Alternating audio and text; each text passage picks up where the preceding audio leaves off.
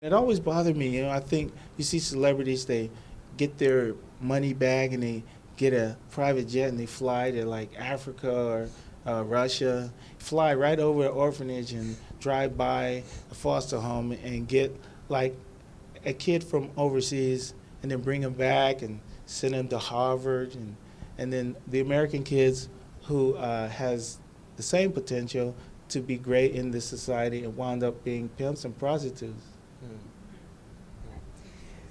It's not good.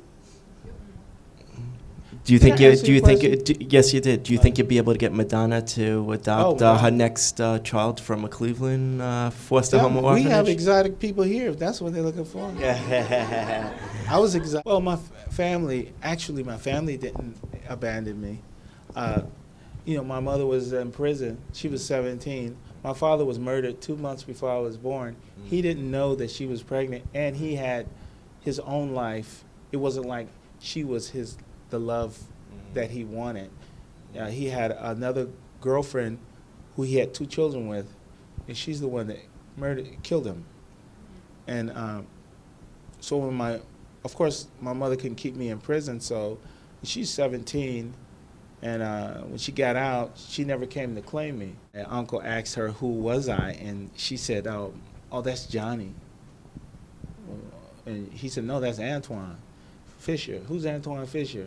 And she fainted, boom. And I just really felt sorry for her, right? I didn't feel like she owed me anything. She just seemed like a stranger, somebody I just happened to be seeing.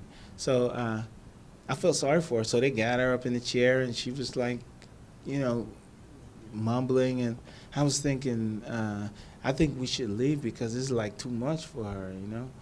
Well, she got up, and she went to the stove, and she started stirring something in a pot. And she said, you want something to eat?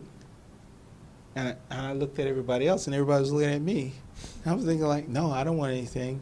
And then she shook her head as if something was wrong with me because I didn't want to eat. She was just feeling awkward, right? And we just went over there, and so she wasn't prepared for anything. And so my uncle said, well, there's nothing happening over here. Let's go. They're kind of like abrupt. The older guys are just like, well, it's enough. So we left. We don't really have anything in common. She's cool and I'm a square, and so we talk, and sometimes it would be like minutes on the phone without saying anything. So in my mind, where the slot for mother is, this is empty. And for some people, it's hard for them to understand that. But I don't feel like she owes me anything. I don't feel like I owe her anything. I don't feel anything. I feel more about I had the same teacher for the 4th, 5th, and 6th grade, and she's like the grandmother to my kids. She's always been in my life since I was 10 years old, and she was 29. Her name is Prophet. I wrote about her in both books. And so I've always found that family is where you find it. Sometimes people you meet in life make a better family member than people you're born in a family with. And if you force yourself to be with people who don't mean you well, you may wind up destroying yourself.